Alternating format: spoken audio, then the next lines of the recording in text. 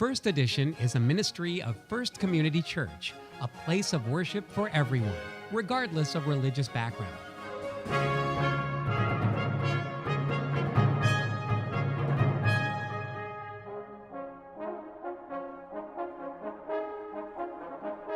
Join us to enhance your spiritual journey and share in God's love and grace. And now, First Edition. Good morning and welcome to First Edition, the television ministry of First Community Church. My name is Glenn Miles. I'm the senior minister here in this amazing congregation, and we're thrilled that you've joined us on this day. As we begin this service, we do want you to know this. In this church, you are welcomed and accepted as you are, no matter where you are in life's journey. We're thrilled that you joined us for this day. Today I conclude my sermon series, Somewhere Over the Rainbow, which is based on the wonderful Wizard of Oz. We'll focus on Dorothy's character in the movie.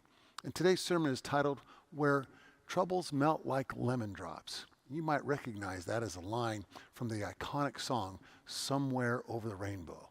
You'll hear that solo at the end of my sermon. It's a beautiful piece by Delaney Rose. You'll really enjoy the work that's done there.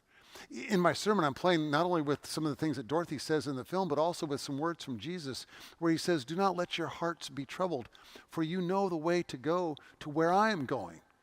It's a beautiful promise that someday we will indeed be somewhere over the rainbow, where we'll be welcomed into the wonderful arms of God's love. I'm excited to share this message with you today, and I'm glad that you've joined us for worship.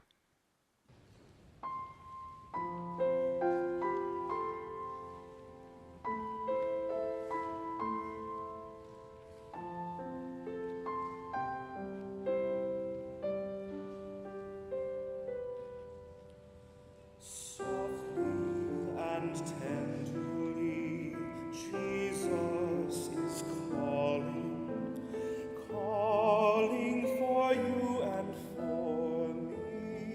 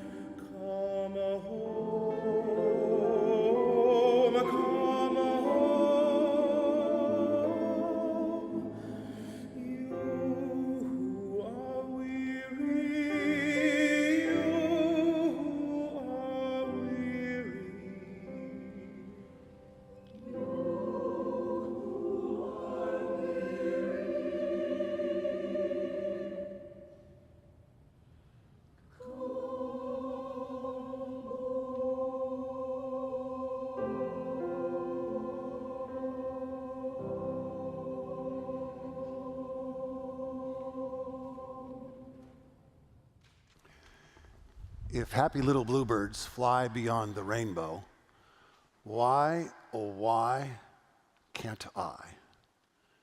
No doubt you recognize that as the last line from the iconic song Somewhere Over the Rainbow, sung by Judy Garland early in the movie The Wizard of Oz. She was only 17 at the time she recorded it, and yet there's a maturity, there's a deep sense as she sings that she understands this yearning that is found in all of us, that desire to be home, to be in a place where you're welcomed and loved as you are, and nothing more. It's beyond the rainbow. It's a place where cowardly lions discover they have courage, where mindless scarecrows find out that they're more intelligent than they ever imagined. Somewhere beyond the rainbow where you and I are welcomed, loved, and finally able to take that deep, deep breath and just be home. It's something like the teaching that we heard from Jesus this morning that Sarah read just a moment ago.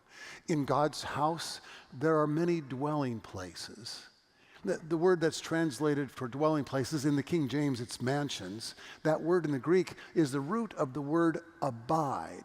It's less about a place, a physical place, and more of a state of mind or a state of being. It's the recognition that we will finally, it's the promise from Jesus that we will finally, at the end of our lives, be welcomed in the arms of God's love, and there we will be at home. It's a promise that Jesus speaks to his disciples on what must be the most frightening night of his life. When I hear his voice, I hear him speaking in calm tones and a soft voice, but still it is a difficult night. Jesus knows, he knows that his life will be taken the next day. How does he know this? Does he know this because he has some sort of magical, miracle, sort of Son of God powers to see into the future? No. He knows, the disciples know, his friends know, Pontius Pilate, the Roman governor, he knows. The entire city of Jerusalem. One of the gospel writers says that it was a seismic event when Jesus arrived a few days before on Palm Sunday. The whole town is shaken up. Everyone knows the next day will be dangerous for everyone, especially for Jesus. And yet in this quiet, soft voice, he declares to his disciples, in God's house there are many dwellings. There is a place where you will be allowed to abide, to simply be yourself, to be present. And you know the way to where I'm going, Jesus says. No wonder we hear this read so often at funerals and memorial services. It is a beautiful promise that this life is not the end, that there is indeed a life to come where all of us finally, in that great morning, whenever that occurs, will all be welcomed into the arms of love. We'll all finally be beyond the rainbow and at home and at peace. Sometimes when I meet with families, especially if they're remembering a loved one who lived a long and wonderful life, and there's much to celebrate their life. Maybe they lived into their 90s and beyond. Sometimes the conversation can turn a little lighthearted.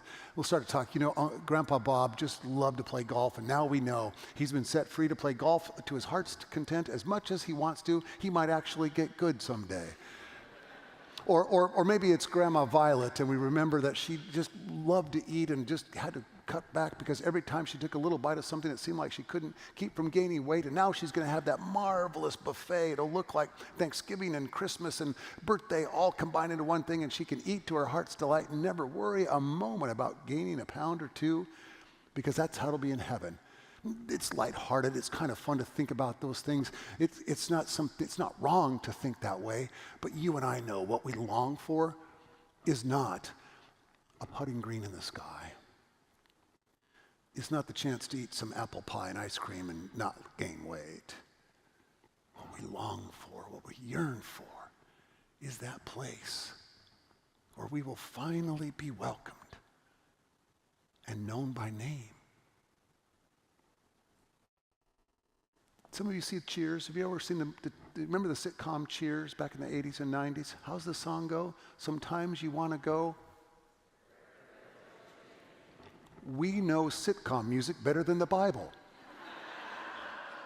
Sometimes you want to go where everybody knows your name.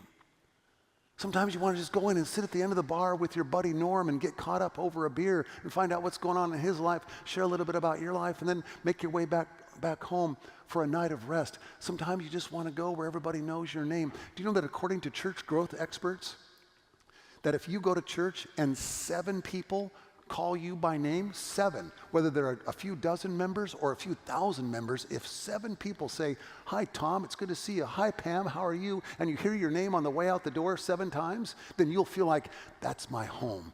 That's my church. That's where I can be myself. It only takes 7 names to feel at home, to be loved for simply who you are. I have a theory that this is why we love dogs so much. When our Layla was coming toward the end of her life last summer, we met with our vet a few times on the best things we could do to keep her comfortable.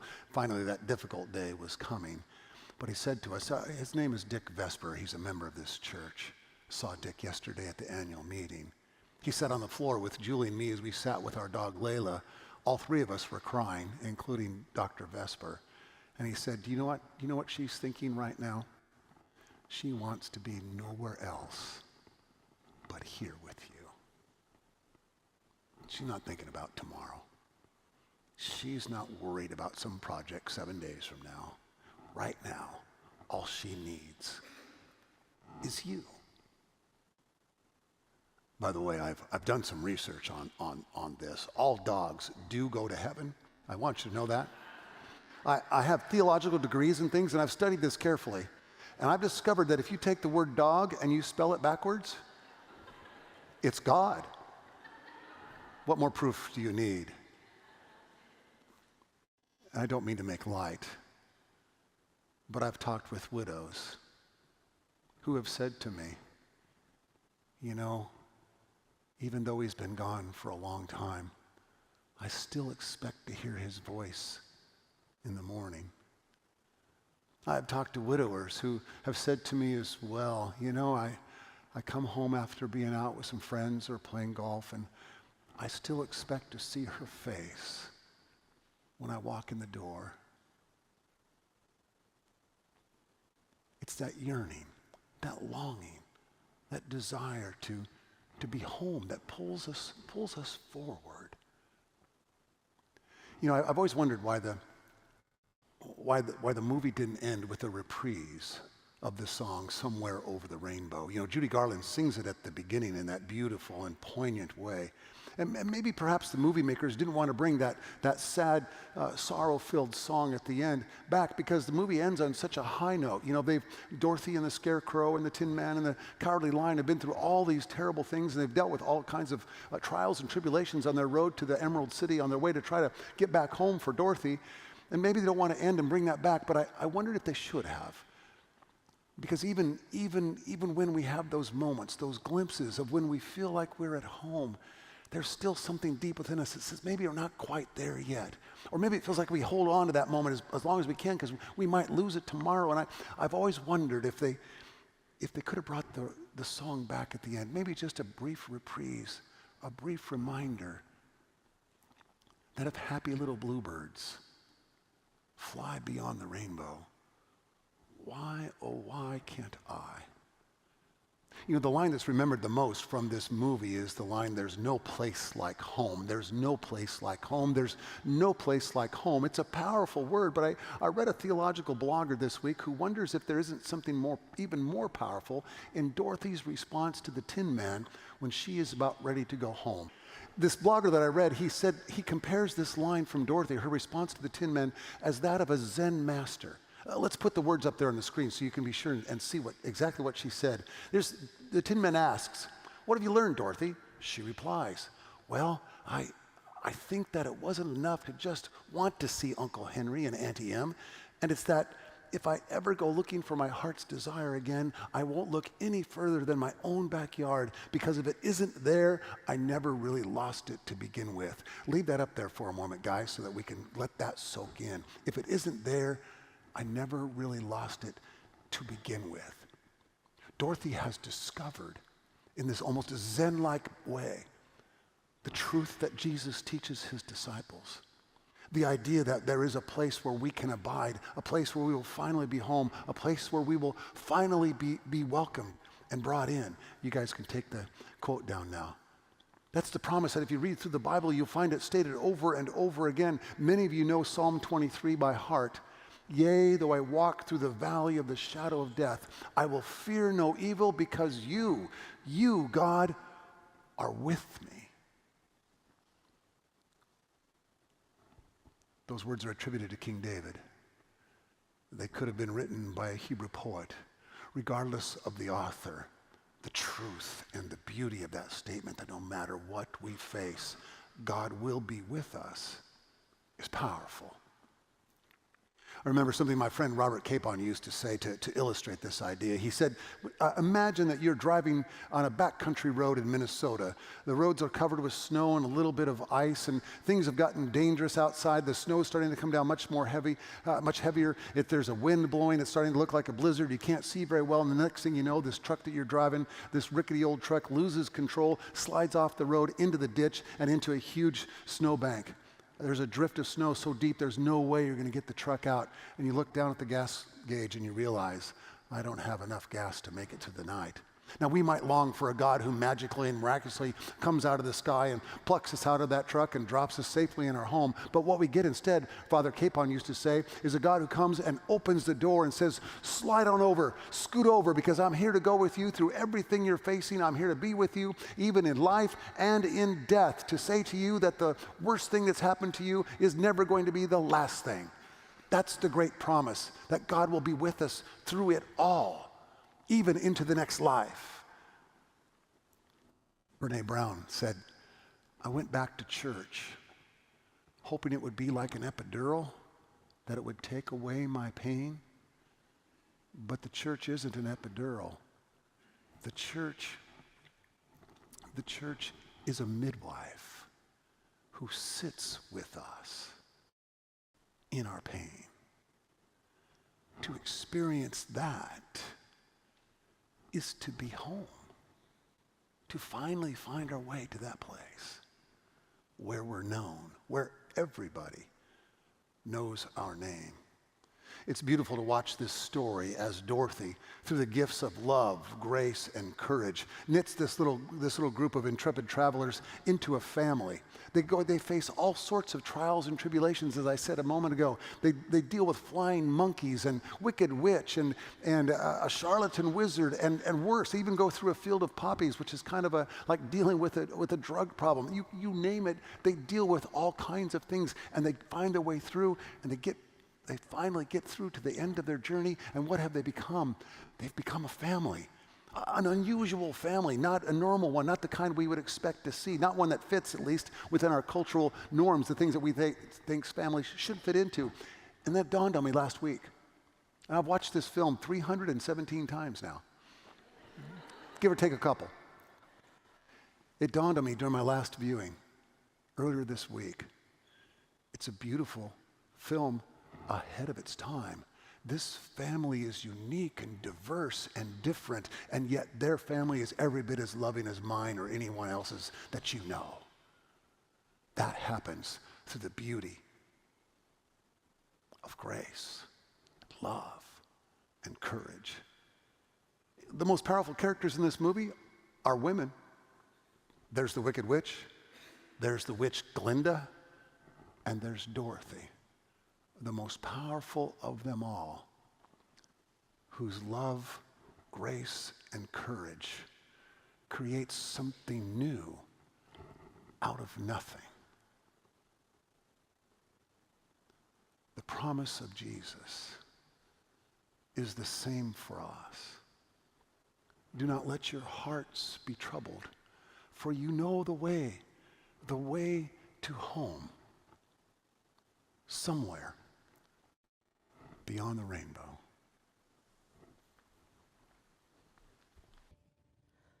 When all the clouds darken up the skyway, there's a rainbow highway to be found, leading from your window pane, just a step beyond the rain.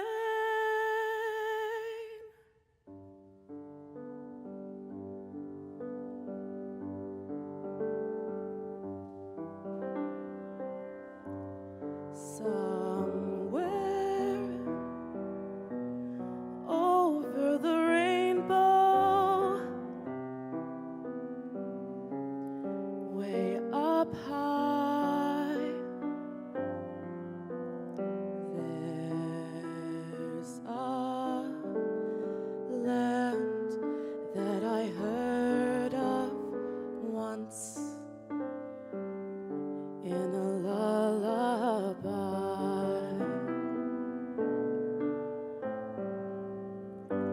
Somewhere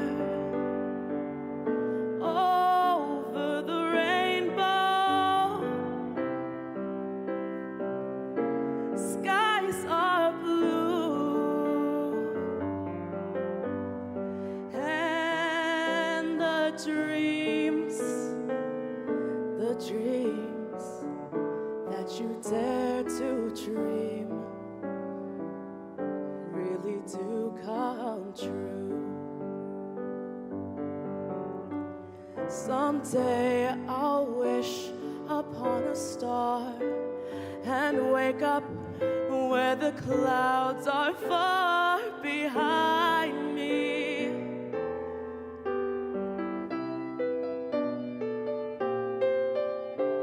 Where troubles melt like lemon drops away above the chimney top.